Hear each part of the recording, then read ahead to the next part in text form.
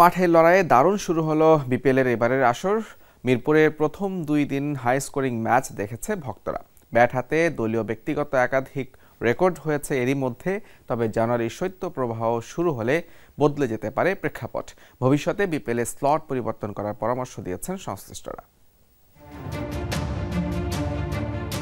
BPL মানেই ম্যাড়মেড়ে low scoring match, বিশেষ করে মিরপুরে খেলা হলে হাই স্কোরিং ম্যাচ হবে কদাচিৎ।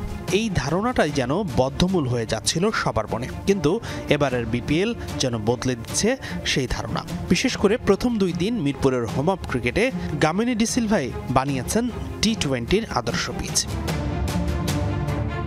বিপিএলের প্রথম ম্যাচেই বরিশালের বিপক্ষে 3 উইকেটে 197 রান করে রাজশাহী সেই স্কোর তাড়া করে জয় ছিনিয়ে নেয় চ্যাম্পিয়ন বরিশাল। এই ম্যাচেই রেকর্ড 29টি ছক্কা হয়েছে। দ্বিতীয় ম্যাচে রংপুর রাইডার্স করে 191 রান। তবে ঢাকা থামে 151 রানে। সব মিলে প্রথম দিন 2 ম্যাচ মিলে হয়েছে মোট 739 রান, যা বিপিএলের ইতিহাসের রেকর্ড।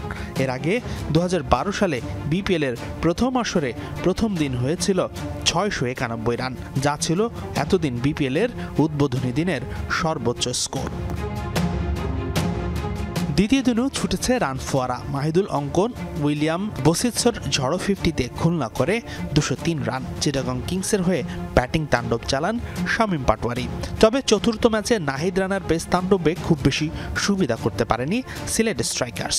সব মিলে বিপিএলের প্রথম 4 ম্যাচের মধ্যেই 3টি হয়েছে হাই স্কোরিং বলাই যায়, যা প্রমাণ করে মিরপুরেও টি-20-র আদর্শ পিচ বানানো সম্ভব।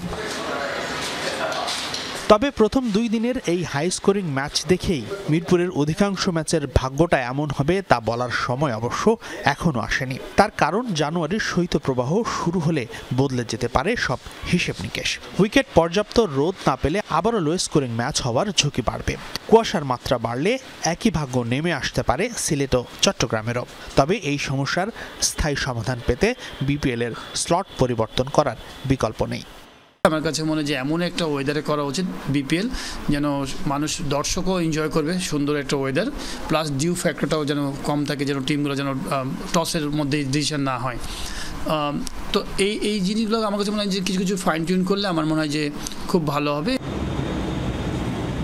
হাসানুর রহমান, যমুনা স্পোর্টস, ঢাকা।